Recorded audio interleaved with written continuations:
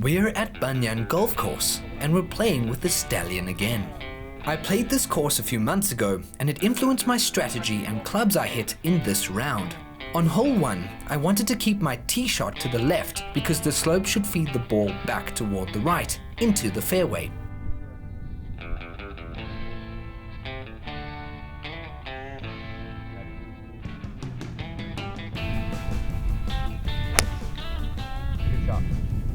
Well, she doesn't understand it. I steered the shot a bit too far left, so the ball got stuck on a hanging lie. This is not an easy lie because the ball is between cuts of grass and the hanging lie is a recipe for puffies. The ball will squirt right because my feet are so far above the ball on a downslope, and considering it's the first hole, a shank is a high probability. I aim it to the left of the green, but at the top of the swing. I know my commitment was not 100% because I hadn't gone through an effective pre-shot routine for the shot.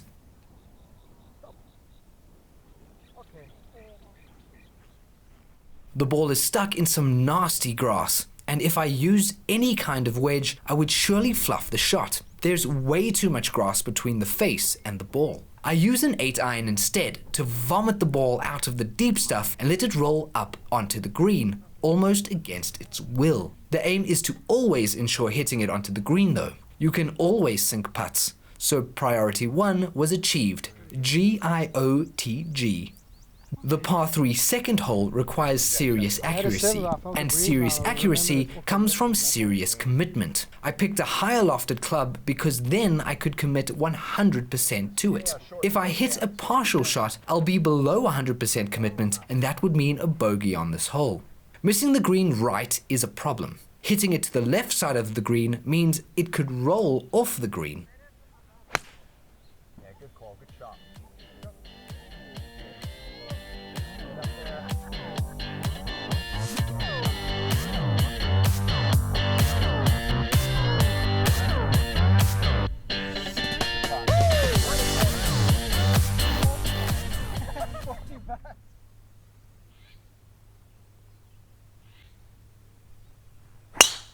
And now you hit the draw.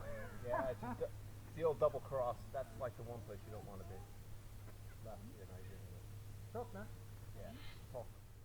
Luckily, I only have 200-ish into the green after the big bomb.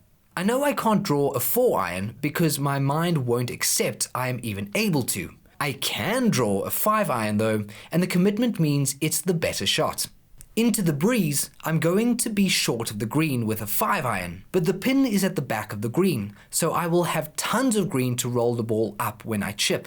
If I hit the 4-iron, which would reach the green, I would more than likely block it to the right side and have a much tougher chip over a little valley. The 5-iron sets up an easier next shot. The next shot must be an easy shot, a stress-free shot. Remember, you get better at golf by playing more and more easier shots. That's the irony. Higher handicap players are playing more difficult shots. The lower your handicap goes, the more easier shots you are hitting. That's stress-free. Set up easy shots for yourself by hitting the most stress-free current shot. Yeah,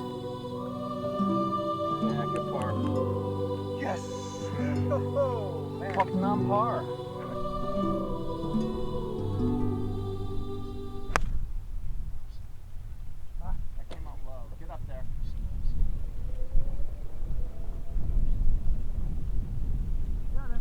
I was going to chip the ball from just off the green, but I saw the steep downslope and the chip would be too finicky. If I had confidence in and had been practicing my chipping, it's an easy chip. But all I could think of was blading the ball across the green. I used the putter, which really is the wrong choice because it gathers a lot of speed as it rolls downhill. The chip, though, would land and spin a little, and that would remove a large part of the speed gathering area of the shot, which is the initial steep slope at the top. In my current mental state, it's the only shot I had. In a month's time, after practicing some basic chipping motion, I might be looking to hole that chip.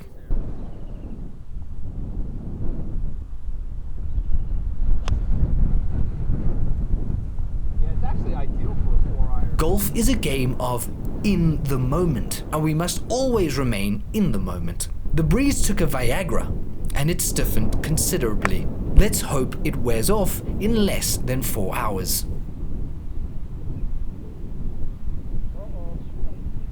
Boy. Get up there.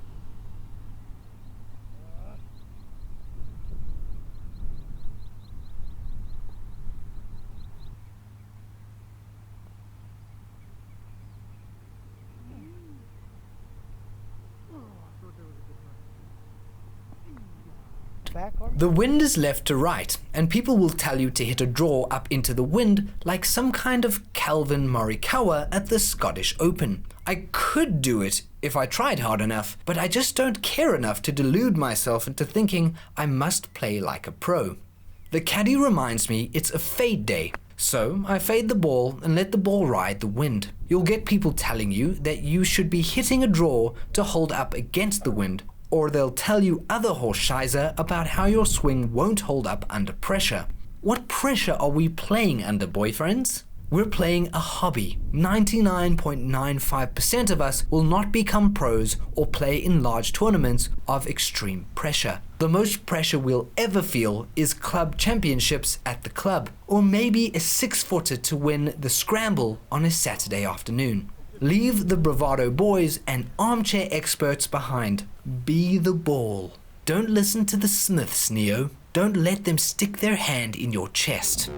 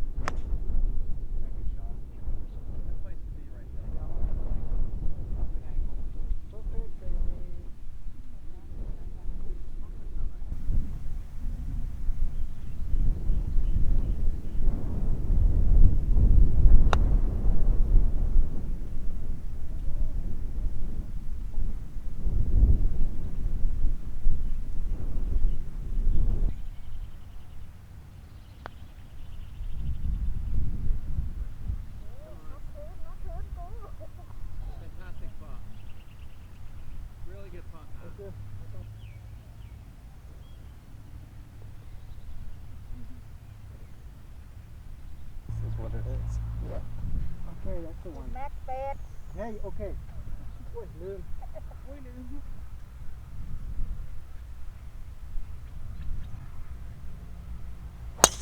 Bada bing, bada boom. Hey, On what? On fairway, no? One on. on the fairway, okay.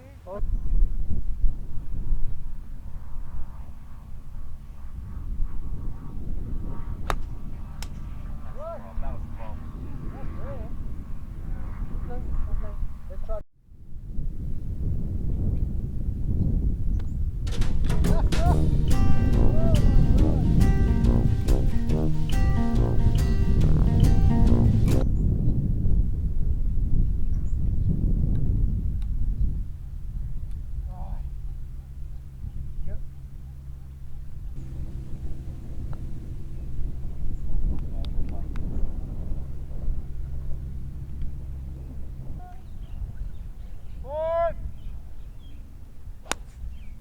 I hit the 2-iron into the middle of the fairway. There's no point in hitting driver. All I need is a fairway. From there, we have a chance at the green.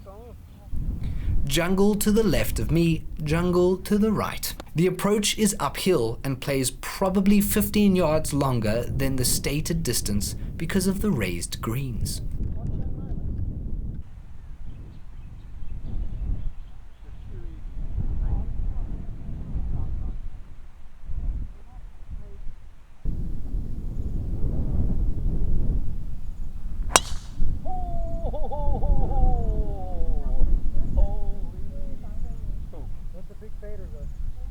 right. That's all right. It's a good place.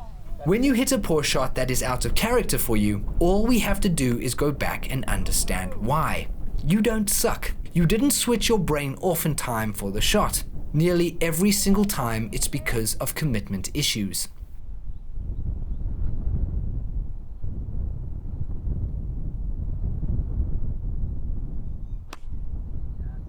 That's a good shot. Boy, what a shot.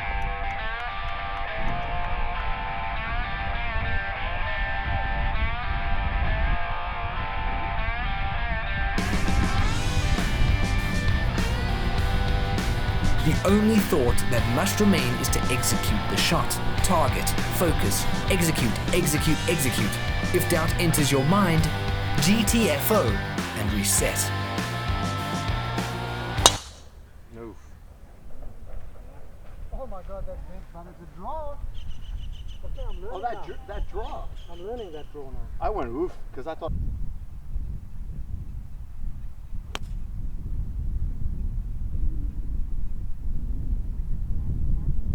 Okay? โอเคค่ะ อยู่เต็ม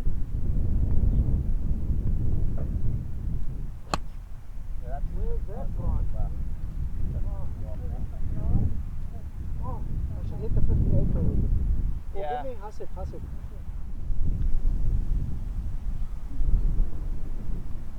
Oh yeah, yeah. Now that's quality. I remembered from my prior round here that this hole is a dogleg right and not a dogleg left. I aimed up the left side but fell into the trap of the manufactured shot. I ballooned it and the wind helped it settle into exactly the wrong place. I had two terrible options at this juncture. I could punch a 5 or 6 iron with a baby draw toward the green.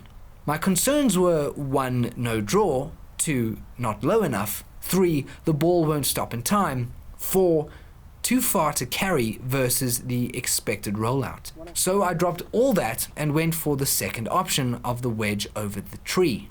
I take a 56 degree, trusting that it will clear the tree. It's 50-50 whether you can reach the green with a high 56 degree wedge.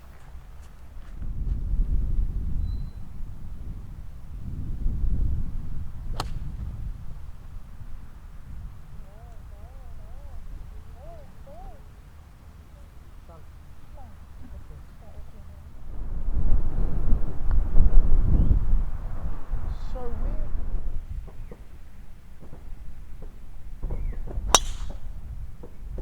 That's a really good one. บอล Over, Mike? No, don't go. บอลเหรอ Over.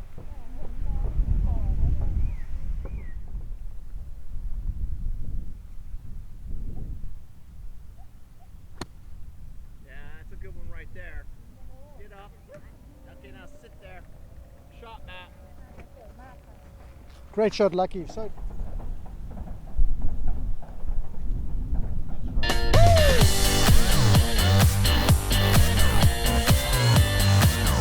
This par 3 is a toughie. Mainly, I just admired the sensual view of the valley to the right and the ocean to the left. The wind, the elevation change, the green that slopes away, it all plays with your mind. I choose a wedge, but really, I'm thinking it's a 9. I think it's a 9, but I don't want to be over the back of the green. One half-hearted balloon pitching wedge later, and I left myself a mid-range pitch over a bunker onto a downslope. Truly a short siding if I've ever seen one.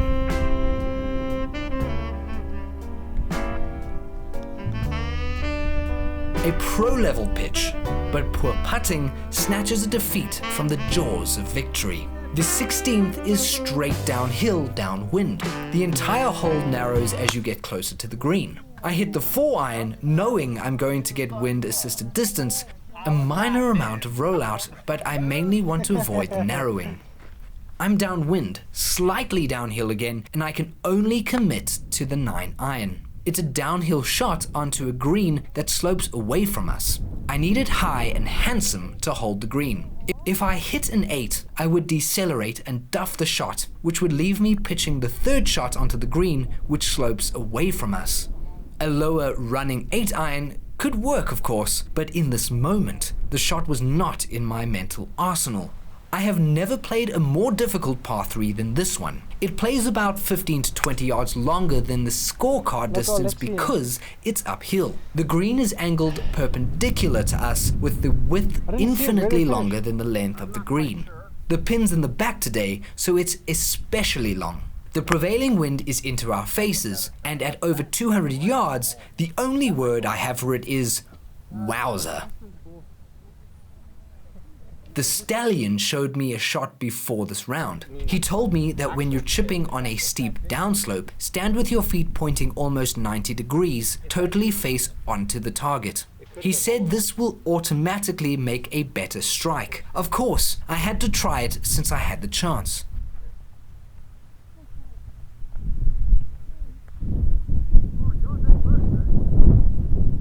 Yeah. Here.